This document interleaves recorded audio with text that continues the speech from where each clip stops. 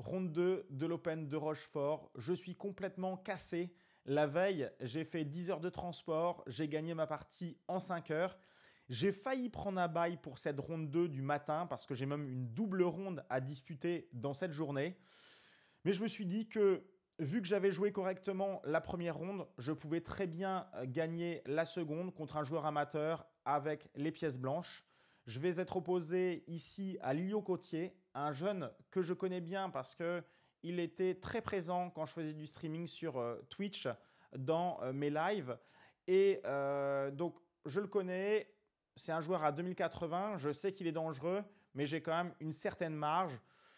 Donc, je me dis que j'ai peut-être eu raison de ne pas prendre le bail. Et ben, on va voir si j'ai réussi à faire parler l'expérience contre ce jeune homme prometteur. Allez, je vous dis à tout de suite pour la vidéo.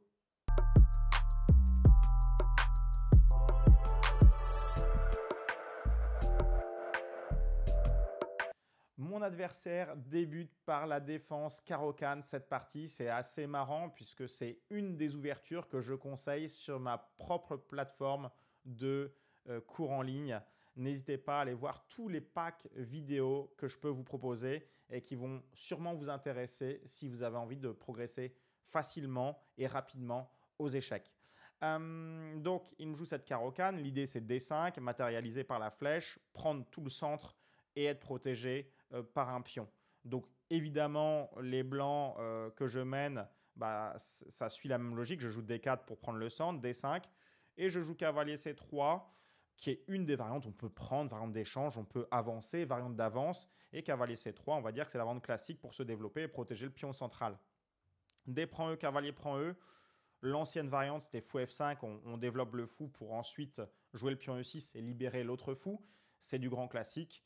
Mais sur fou F5, coup de pied, on peut répondre le coup de poing cavalier G3 et être dans cet esprit des deux côtés de l'initiative, d'essayer de se développer et de ne pas perdre de temps. Cavalier F6, c'est la variante moderne. Tout simplement, si vous prenez, c'est vrai que vous allez détériorer la structure. Normalement, c'est plutôt le pion E qui reprend. Le pion G, ça existe, mais c'est une variante sulfureuse puisqu'on n'a déjà pas trop d'abri pour notre roi. Donc majoritairement à haut niveau, c'est E prend F6 qui est joué. Objectif, développer le fou F8, roquer rapidement et avoir un petit roc très dense dans ses positions et des facilités de développement pour les pièces restantes. On provoque un échange assez rapidement puisque c'est vrai que pour le moment, les blancs ont plus d'espace. Donc ça, retenez ce petit tips. Et dès que votre adversaire a plus d'espace aux échecs, vous devez venir échanger les pièces, ce qui vous permettra de naviguer plus facilement dans votre petit espace. C'est logique. Donc là, petite surprise de ma part, je joue Dame D3. C'est de mon point de vue un coup assez rigolo. C'est un coup que j'ai appris il n'y a pas si longtemps parce qu'on en apprend tous les jours aux échecs. Dans cette position qui compte des dizaines de milliers de parties, Dame D3, ce n'est plus que quelques centaines de parties. Puis, comme mon adversaire a l'habitude d'être pris en F6, c'est vraiment le grand coup majeur. Dame D3, je le surprends et ça me permet potentiellement de faire un grand roc rapide avec mon roi à l'aile dame et de mettre en place une partie d'attaque. J'ai joué E4 pour cette raison, même si je joue un petit jeune qui calcule sans doute bien, j'ai envie de gagner cette partie, donc j'essaie d'envoyer une ouverture plutôt agressive. Et lui, pour l'instant, il me joue une Caro-Kann qui est plutôt une ouverture pour temporiser, pour essayer de me calmer un petit peu.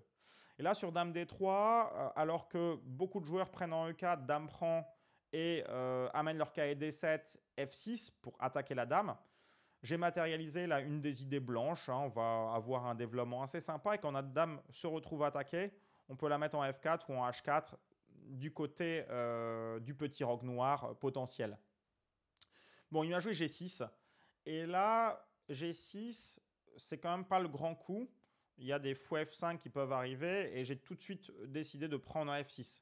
Parce que dans cette position, prendre 2, c'est classique. Par contre, on y associe très rarement un fianchetto à cette prise en F6. Donc j'en profite et je joue derrière cavalier F3, un coup plutôt naturel. Mon adversaire me joue fou G7 et là, je me suis déjà posé la question, est-ce que je peux jouer Dame E3 ? Mais je vous avouerai que sur Dame E3, je me suis même dit, il y aura peut-être Dame E7. Il y aura un échange. Le roi est déroqué, mais pourra le remettre en place avec tour E8, roi F8. Donc, je n'ai pas voulu faire cela. Et en plus, je devais calculer fou E6, ce qui n'est pas nul, parce que même quand je joue fou C4, il va venir à la protection de ce fou. Comme j'avais du mal à évaluer cette position et que je ne voyais pas un bénéfice immédiat, j'ai préféré jouer naturel et j'ai proposé fou E3. Pourquoi je préfère fou E3, fou E2? Parce que fou E2, c'est aussi un coup naturel. Je me dis que si mon adversaire fait fou F5, je peux à tout moment jouer dame D2 fort logiquement. Le petit roc est joué, je joue fou E2, je pense que c'est normal. En cas de fou G4, en plus, mon fou est bien placé. Et en D3 et C4, je ne vois pas nécessairement de bénéfice. Je prépare un petit roc potentiel. Et en même temps, je ne suis pas figé. Peut-être que je jouerai grand roc. Mon adversaire fait cavalier A6. Il peut avoir des petites velléités de cavalier B4. En tout cas, il interdit complètement le grand roc parce que c'est vrai que là, si je grand roc, il y a cavalier B4, fou E6, il y a une avalanche qui arrive. Je n'ai pas trop envie de grand roquer dans cette position. Il y a toujours cavalier B4, il y a aussi fou F5. Ça ferait beaucoup. Donc là, je joue dame D2 pour temporiser. Et après tour E8, il me demande de prendre une décision. J'ai considéré que son fianchetto associé à ses 4 pions pour protéger le petit roc font que le roi noir est quand même bien protégé. Donc j'ai été plutôt dans la perspective non pas des rocs opposés, mais plutôt d'un roc en face à face, en me disant de toute façon ici, j'ai quand même une meilleure position avec ce pion central que je possède, et peut-être que je pourrais l'appuyer avec le pion C pour créer un pion passé, certes isolé vraisemblablement, mais avancé, ce qui est plutôt une bonne nouvelle. Mon adversaire me joue fou G4, et je me pose la question. J'ai effectivement, depuis un moment, depuis cavalier A6, j'aurais pu le mentionner quand je joue dame D2, je pose quand même une question à mon adversaire parce que je menace éventuellement le jeu fou prend A6. Mais sur tour E8, je n'avais pas envie de donner ma paire de fous parce que ça ouvre vraiment sa position. Donc là, c'était important quand même de le notifier. Là, son fou pourrait devenir très fort, la tour aussi. C'est le genre de position, le pion peut avancer en F5 aussi pour libérer le fou G7. Attention de ne pas casser la structure de l'adversaire, mais de lui laisser beaucoup de dynamisme. C'est vraiment ce qu'on voit très souvent aux échecs. Donc petit roc, je le joue. Fou G4, j'ai joué H3.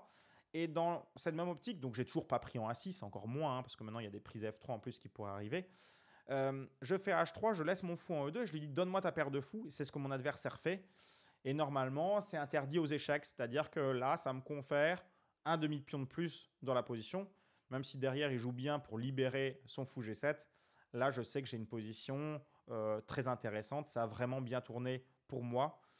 Pourquoi je dis cela? Parce que en plus, je risque de pouvoir jouer D5 pour libérer les cases blanches et faire parler mon fou dominant, mon fou distinctif. Je suis le seul à posséder le fou de case blanche. Si je peux ouvrir les cases blanches, en limitant l'impact sur l'ouverture des cases noires, parce que là, j'ouvrirai quand même le fou G7 aussi, ce serait génial. C'est la raison pour laquelle j'enlève ma tour et j'ai vraiment de plus en plus envie de jouer D5. Dame D6 est jouée. Je me dis, je vais préparer cette poussée D5 et je joue fou F4. Et je suis aux portes de pouvoir mettre la poussée D5 en place. Franchement, je me dis que je suis de mieux en mieux et que depuis que mon adversaire a donné sa paire de fous, je vais pouvoir ouvrir les cases blanches et avoir une partie très facile. Dame B4, il me propose l'échange de dames. C'est plutôt favorable l'échange de dames dans cette position avec la paire de fous.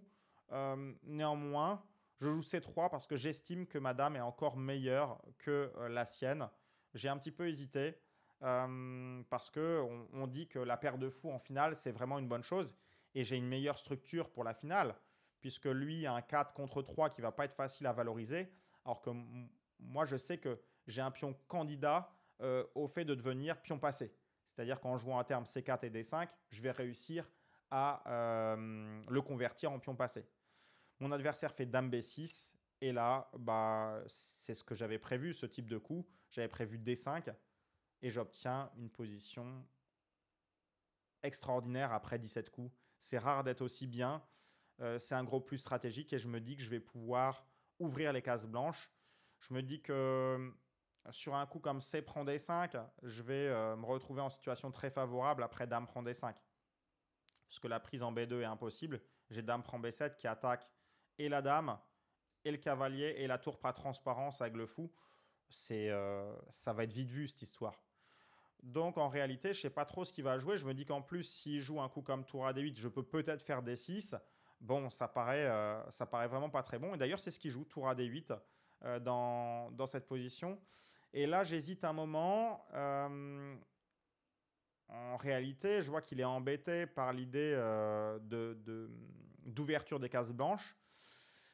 Et là, j'ai hésité un petit moment. Est-ce que je joue du tour E1? Est-ce que je joue D6? Ou est-ce que je décale ma dame pour tout simplement garder cette pression et l'ouverture potentielle des cases blanches? Et là, j'ai pas très bien joué. J'avais aussi des coups candidats comme fou G5 pour embêter la tour D8. Mais un des meilleurs coups à montrer, c'était tour FE1. Très très joli coup. J'y avais pensé, mais pas pour les bonnes raisons. Puisqu'après tour prend E1, l'ordinateur m'a montré, parce que j'avais pas envie de faire tour prend E1, mon pion D5 commence à devenir fragile quand même, mais qu'il y avait dame prend E1. Et en réalité, un coup comme dame prend B2, bah, serait pas bon. Je joue dame E7 pour rentrer dans la position ennemie. Et là, mon pion va partir tout simplement quasiment à dame. Ça va être complètement perdu cette position pour mon adversaire. Je n'ai pas vu cette reprise de la dame. Pour moi, la reprise naturelle, c'était de la reprise de la tour. Et je n'étais pas bien sûr de cette position. Avec C prend D5, j'ai plus ma tour derrière. Fou prend.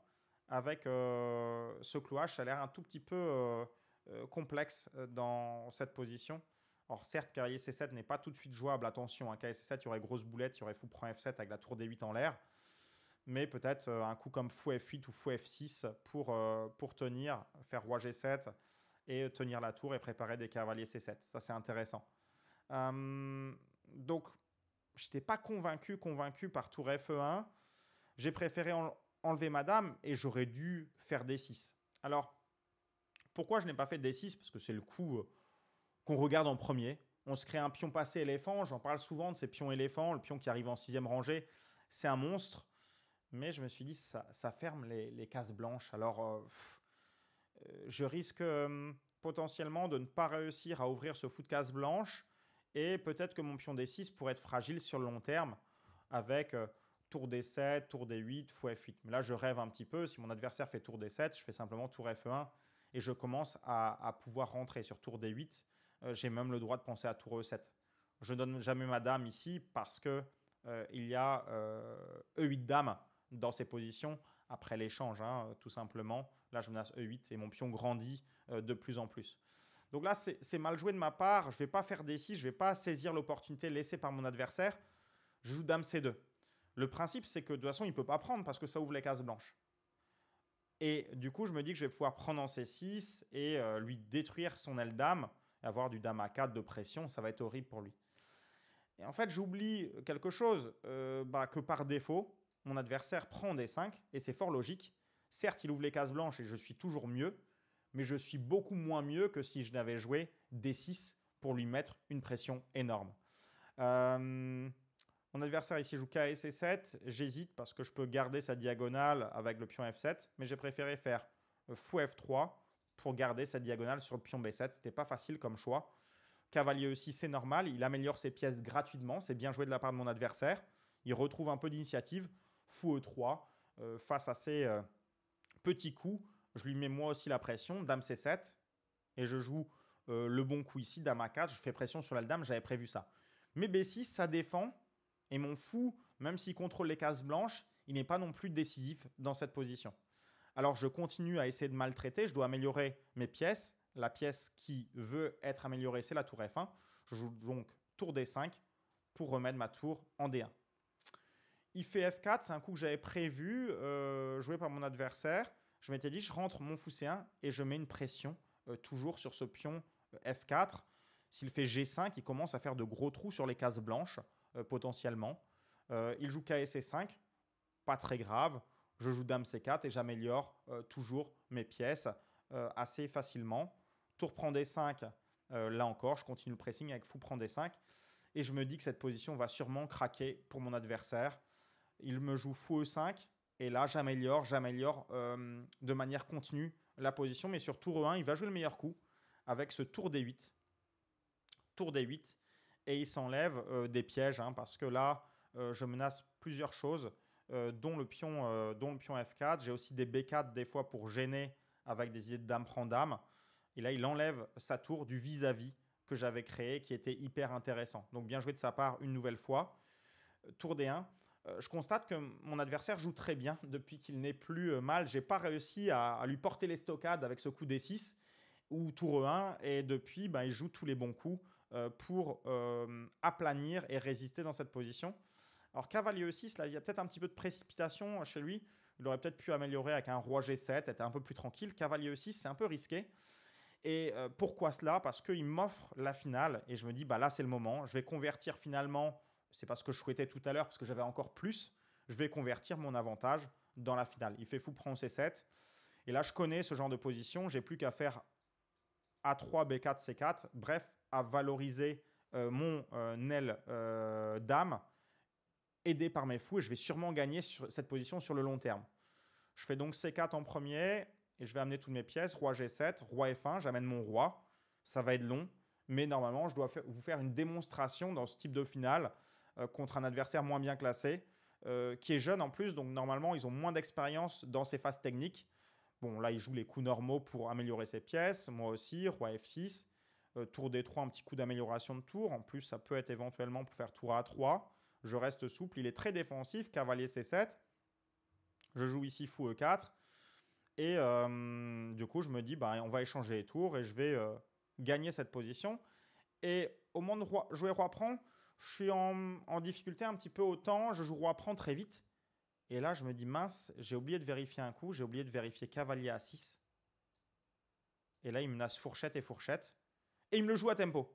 Il me le joue à tempo. Et là, je me dis, c'est pas possible. Je viens de faire une énorme bêtise. Là, il menace double fourchette. Si j'enlève mon fou, c'est terrible. Si je joue un coup comme roi E2, ça ne me plaît pas. Dans cette position, il va faire K et C5, il va avoir beaucoup de jeux.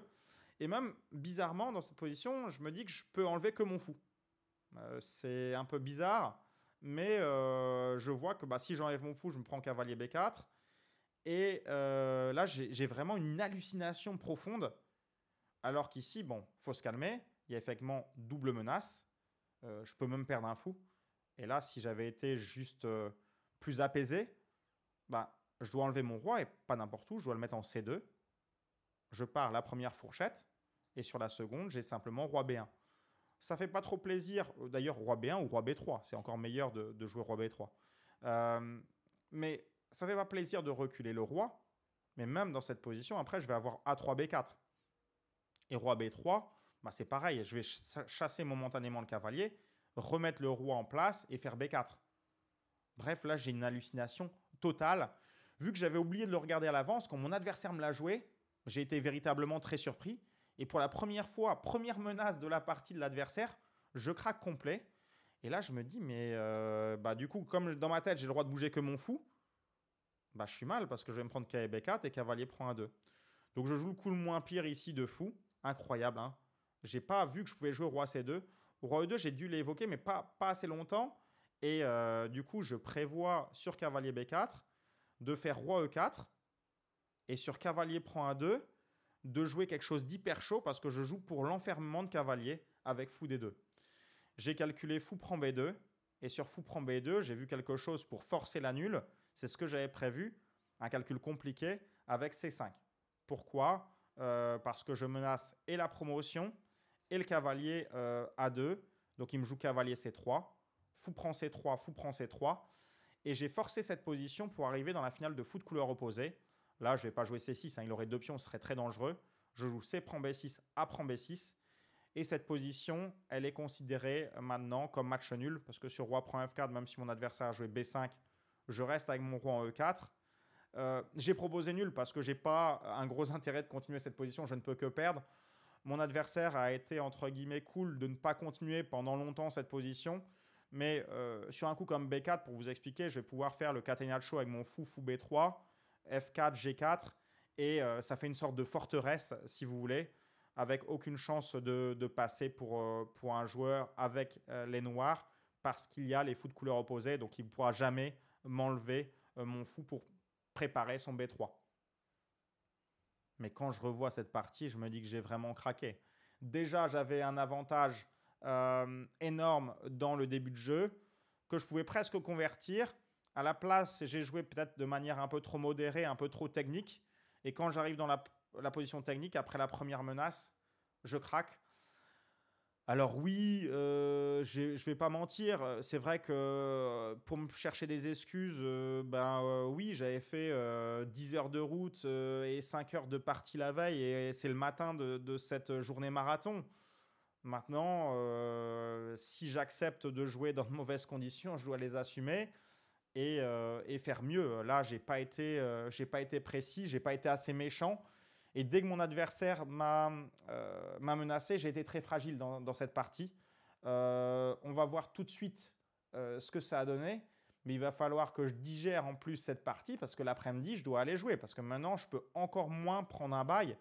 Je dois aller jouer avec les pièces noires contre un adversaire qui va être sûrement 2100 et je devrais gagner. Bref, tous mes efforts de la veille sont réduits à néant. Dur, mais c'est la loi du jeu. J'ai joué dans de mauvaises conditions, j'ai pas été performant et je me retrouve déjà à devoir cravacher. On sait qu'en plus, quand on joue des joueurs à 2000-2100, le risque est important. Ce sont des joueurs qui peuvent très bien jouer aux échecs. Et si on fait une demi-contre-perf ou une contre-perf entière, on perd un max de points Elo. Voilà, on va regarder ce que va aller pour l'œil de Chesscom cette partie. Allez, on voit le bilan. Une bonne note pour les deux joueurs et c'est vrai que dans l'ensemble, la partie était intéressante. Maintenant, j'ai raté vraiment deux moments clés. Un moment, comme le montre la courbe, où je pouvais vraiment avoir l'avantage entre 1,50 et 2, presque 2 pions d'avance si je pousse ce pion D6. Et même si l'avantage paraît minime ici sur la courbe, un avantage de quasiment plus 1 en finale, ça se convertit. Et je me suis fait berner par la seule menace de mon adversaire. Là, j'ai pas eu les nerfs dans cette partie. C'est vraiment très décevant. Cette histoire du cavalier à 6 qui m'a empêché de... Alors, je ne sais pas si j'aurais gagné, mais de mettre un pressing en place pendant très longtemps. Et c'est comme ça qu'on gagne beaucoup de parties contre de bons joueurs. Mon adversaire, je pense qu'il a vraiment raté son ouverture. Et sinon, il a fait une bonne partie voire très bonne partie dans l'ensemble. Mais comme il m'a donné quasiment le point entier dans l'ouverture, j'aurais dû le saisir. C'est en tout cas ce qu'on me demande quand on est maître. On doit assumer ce type d'avantage. J'ai pas réussi. Et je vais repartir l'après-midi pour jouer une deuxième partie dans la même journée. Et je vais être opposé à Kenzie Mimoun, un jeune de mon club de Mulhouse que je ne connais assez peu puisque je suis originaire de l'ouest de la France. Mais en tout cas, je sais qu'il joue en top jeune, un joueur qui a classé à peu près 2050 et qui est donc dangereux. Il faut que je fasse une bonne ouverture et ne pas, cette fois-ci, laisser échapper l'occasion. Je vous dis à très bientôt pour de prochaines vidéos sur la chaîne YouTube Pro Evolution Échec. N'hésitez pas à regarder les autres contenus présents sur la chaîne et même tous les packs vidéo de ma plateforme en ligne de cours d'échecs.